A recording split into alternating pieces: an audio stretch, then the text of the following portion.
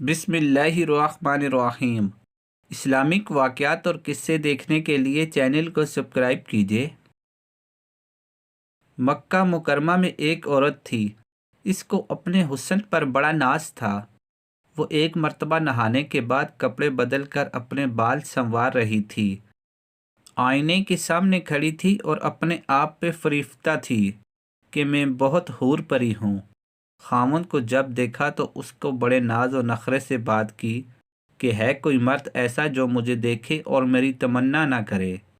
تو خاوند نے کہا ہاں ہے، عبیدہ بن عمیر۔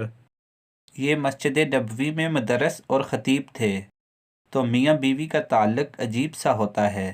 آگے سے کہنے لگی تو دے دے مجھے اجازت، میں تجھے دکھاتی ہوں وہ پھسلتا کیسے ہے۔ اس نے کہا ٹھیک ہے، میں اجازت دیتا ہوں۔ عورت کو اجازت مل گئی اور وہ نکلی، پھر مسجد کے دروازے پر آ کر کھڑی ہو گئی۔ اب جب مولانا عبید بن عمیر رحمۃ اللہ علیہ مسجد نبوی صلی اللہ علیہ وسلم سے باہر نکلے تو عورت نے پہلے اس طریقے سے بات کہی جیسے کوئی مسئلہ پوچھنے کے لیے کھڑی ہو، تو مولانا کھڑے ہو گئے۔ اسی دوران اس نے اپنے چہرے سے نقاب کو ہٹا دیا۔ اس کا خیال یہ تھا کہ جب وہ میرے حسن و جمال کو دیکھیں گے تو فریفتہ ہو جائیں گے۔ جیسے ہی اس نے ایسا کیا تو انہوں نے نظر ہٹا دی اور کہا دیکھو، کیوں ایسے کام کے بارے میں سوچتی ہو جس میں تمہیں دنیا میں بھی ذلت ملے اور آخرت میں بھی ذلت ملے۔ اب یہ الفاظ ان کے منہ سے اتنے درد سے نکلے، وہ شرما گئی اور واپس آ گئی۔ شوہر نے پوچھا کیا بنا؟ کہنے لگی کیا مرد ہی نیک ہوتے ہیں؟ عورتیں نہیں نیک ہو سکتی؟ میں بھی نیک بنوں گی۔ اس کی زندگی بدل گئی۔ اس کے بعد روز وہ خاوند سے پوچھتی عشاء کے وقت کہ تمہیں میری ضرورت ہے؟ اگر کہتا ہاں تو وہ خاوند کے ساتھ گزارتی، اور اگر وہ کہتا نہیں تو حبہ پہن لیتی اور ساری رات مصلے پہ عبادت کرتی۔ اس کا خاوند کہا کرتا تھا پتہ نہیں عبید بن عمیر نے ایک فقرہ بول کر میری بیوی کو نیک کیسے بنا دیا۔ شکار کرنے کو آئی شکار ہو چلے۔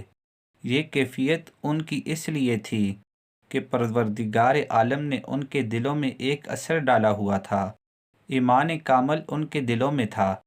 یہ نہیں کہ صرف بڑے لوگوں کا یہ حال تھا، بچوں کا بھی یہی حال تھا۔ ایک باپ اپنے بیٹے کے ساتھ جا رہا تھا۔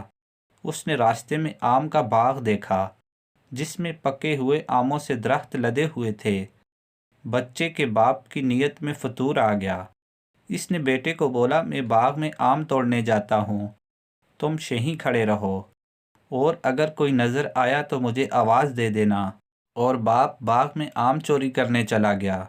چنانچہ جیسے ہی خوشے کے قریب پہنچا تو بچے نے پیچھے سے آواز لگائی اے ابا جان، اے ابا جان، کوئی ہمیں دیکھ رہا ہے۔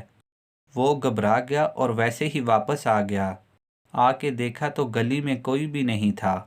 وہ بیٹے کی اس حرکت کو دیکھ کر سخت غصہ ہوا اور بولا یہاں تو کوئی بھی موجود نہیں جو ہمیں دیکھ رہا ہو۔ بیٹے نے کہا ابا جان، انسانوں میں سے ہمیں کوئی نہیں دیکھ رہا، مگر انسانوں کا پروردگار تو ہمیں دیکھ رہا ہے۔ چھوٹا بچہ 10 سال کی عمر ہے تقریباً۔ اس کا بھی یقین ایسا بن گیا تھا، اور یہ یقین خود بخود نہیں بنتا تھا، ماں باپ بناتے تھے۔